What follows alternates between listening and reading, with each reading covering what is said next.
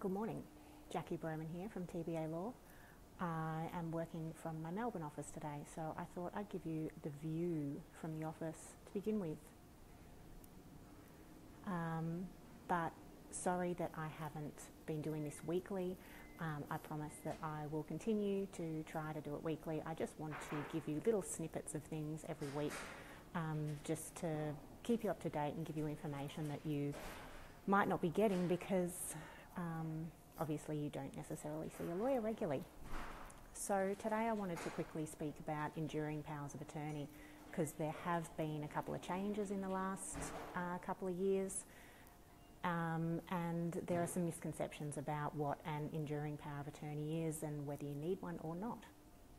So there used to be 3 kinds of enduring powers that you can give. Now there's only one. The medical power of attorney has changed to an appointment of a medical decision maker, so that's changed this year. And previously the 2 enduring powers were a guardianship power and a financial power. These have been combined into one enduring power of attorney now, which is just covering financial, personal and legal matters, so it's quite broad.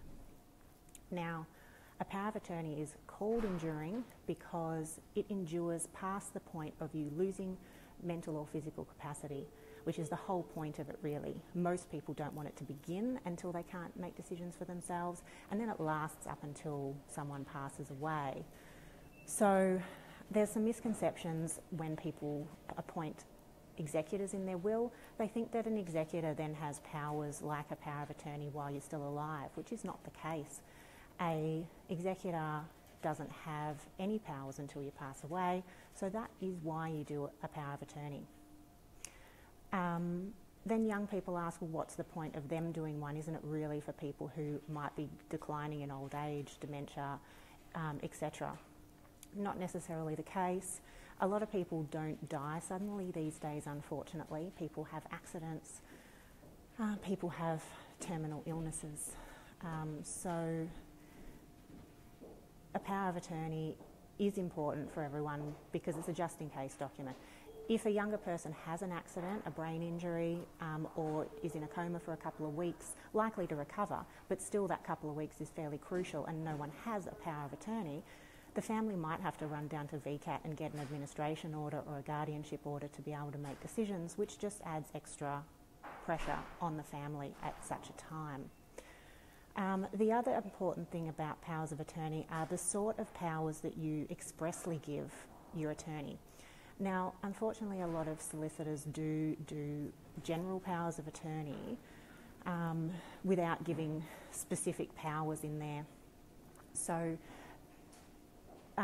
there's quite a lot of people who won't recognise a power of attorney unless there's an express power in it, unfortunately, even though the law around powers of attorney gives really broad powers.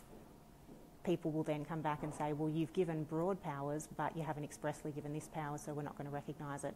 So in our powers of attorney that we do, we specifically give some express powers, such as an executor being, a power of attorney being able to see a copy of your will if necessary, a power of attorney being able to maintain your dependents, which is important, particularly for younger people with children.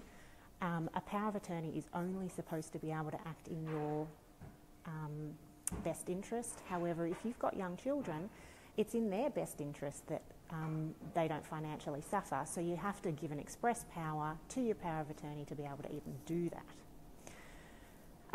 We also give an express power about superannuation in case someone has to make a total and permanent disability claim. Now, we do limit that power because if you've put a binding nomination in, we don't want your power of attorney to be able to change that. So we limit that power. We also give powers around your digital estate. So a lot of people have a lot of stuff online these days. So we have to give an express power to your power of attorney to be able to recover passwords and be able to use your accounts. Otherwise they wouldn't be able to. So these sort of things need to be considered in powers of attorney. So anyway, you see, I start talking really fast when I get passionate about this stuff. But I just wanted to bring to people's attention what the purpose of an enduring power of attorney is, and and its importance, I guess. So, having said that, I'm going to enjoy the day in Melbourne, quite warm and windy today. Hope you have a great day and a great weekend coming up. See you soon.